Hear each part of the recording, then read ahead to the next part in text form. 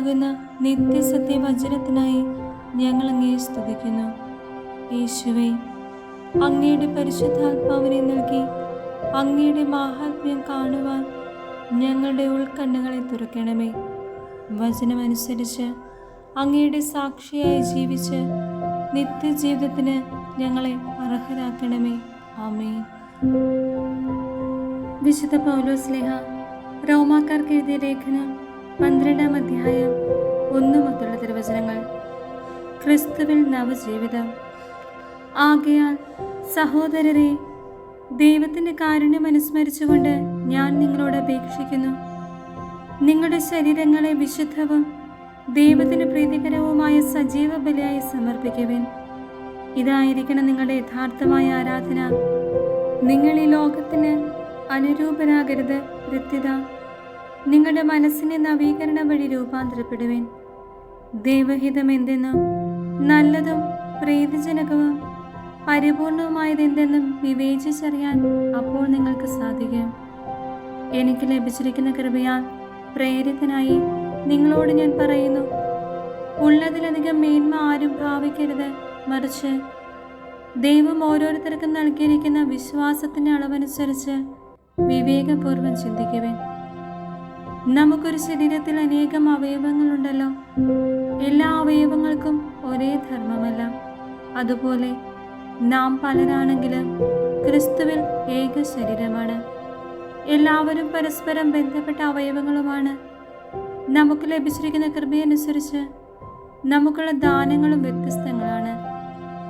പ്രവചനവരം വിശ്വാസത്തിന് ചേർന്ന വിധം പ്രവചിക്കുന്നതിലും, ശുശ്രൂഷാവരം ശുശ്രൂഷ നിർവഹണത്തിലും, അധ്യാപനവരം അധ്യാപനത്തിലും, ഉപദേശവരം ഉപദേശത്തിലും നമുക്ക് ഉപയോഗിക്കാം. ദാനം ചെയ്യുന്നവൻ ഔദാര്യത്തോടെയും, നേതൃത്വം നൽകുന്നവൻ തീക്ഷ്ണതയോടെയും, കരുണ കാണിക്കുന്നവൻ പ്രസന്നതയോടെയും പ്രവർത്തിക്കട്ടെ. നിങ്ങളുടെ സ്നേഹം നിഷ്കളങ്കമായിരിക്കട്ടെ. തിന്മയെ ദ്വേഷിക്കുവിൻ, നന്മയെ മുറുകെ പിടിക്കുവിൻ. നിങ്ങൾ അന്യോന്യം സഹോദര തുല്യം സ്നേഹിക്കുവിൻ. പരസ്പരം ബഹുമാനിക്കുന്നതിൽ ഓരോരുത്തരും മുന്നിട്ട് നിൽക്കുവിൻ. തീക്ഷ്ണതയിൽ മാന്യം കൂടാതെ ആത്മാവിൽ ജ്വലിക്കുന്നവരായി കർത്താവിനെ ശുശ്രൂഷിക്കുവിൻ. പ്രത്യാശയെ സന്തോഷിക്കുവിൻ. ക്ലേശങ്ങളിൽ സഹനശീലരായിരിക്കുവിൻ. പ്രാർത്ഥനയിൽ സ്ഥിരതയുള്ളവരായിരിക്കുവിൻ. വിശുദ്ധരെ അവരുടെ ആവശ്യങ്ങളെ സഹായിക്കുവിൻ. അതിഥി സൽക്കാരത്തിൽ തൽപരരാകുവിൻ. നിങ്ങളെ പീഡിപ്പിക്കുന്നവരെ അനുഗ്രഹിക്കുവിൻ. അനുഗ്രഹിക്കുകയല്ലാതെ ശപിക്കരുത്. സന്തോഷിക്കുന്നവരോട് കൂടെ സന്തോഷിക്കുവിൻ. കരയുന്നവരോട് കൂടെ കരയുവിൻ. നിങ്ങൾ അന്യോന്യം യോജിപ്പോടെ വർദ്ധിക്കുവിൻ. ഔന്നത്യം വെടിഞ്ഞ് എളിയവരുടെ തലത്തിലേക്ക് ഇറങ്ങി വരുവിൻ. ബുദ്ധിമാന്മാരാണെന്ന് നിങ്ങൾ നടിക്കരുത്.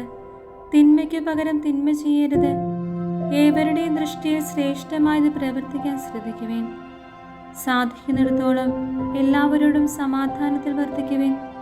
പ്രിയപ്പെട്ടവരെ, പ്രതികാരം നിങ്ങൾ തന്നെ ചെയ്യാതെ അത് ദൈവത്തിന് ക്രോധത്തിന് വിട്ടേക്കുക. എന്തെന്നാൽ ഇപ്രകാരം എഴുതപ്പെട്ടിരിക്കുന്നു, പ്രതികാരം എൻ്റേതാണ്, ഞാൻ പകരം വീട്ടുമെന്ന് കർത്താവ് അരുളി ചെയ്യുന്നു. മാത്രമല്ല, നിന്റെ ശത്രുവിന് വിശക്കുന്നെങ്കിൽ ഭക്ഷിക്കാനും ദാഹിക്കുന്നെങ്കിൽ കുടിക്കാനും കൊടുക്കുക. ഇതുവഴി നീ അവൻ്റെ ശിരസിൽ തീക്കനലുകൾ കൂനുകൂട്ടും. തിന്മ നിങ്ങളെ കീഴടക്കാതിരിക്കട്ടെ. തിന്മയെ നന്മ കൊണ്ട് കീഴടക്കുവിൻ.